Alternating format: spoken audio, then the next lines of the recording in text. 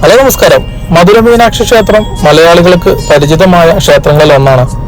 അതുപോലെ തന്നെ മലയാളികൾ കൂടുതലായി പോകുന്ന ക്ഷേത്രങ്ങളിലൊന്നും. ഈ മധുര ക്ഷേത്രത്തിനടുത്ത് അതേ കാലഘട്ടത്തിൽ അല്ലെങ്കിൽ അതിനേക്കാൾ മുൻപ് നിർമ്മിച്ച മറ്റൊരു ക്ഷേത്രമുണ്ട്.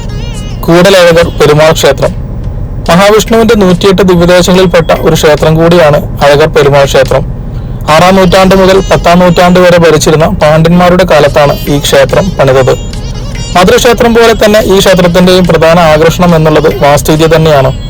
കവാടമായ 5 നിലകളുള്ള രാജഗോപുരം ഈ ക്ഷേത്രത്തിന്റെ ഏറ്റവും ആകർഷകമായ നിർമ്മിതികളിൽ ഒന്നാണ്.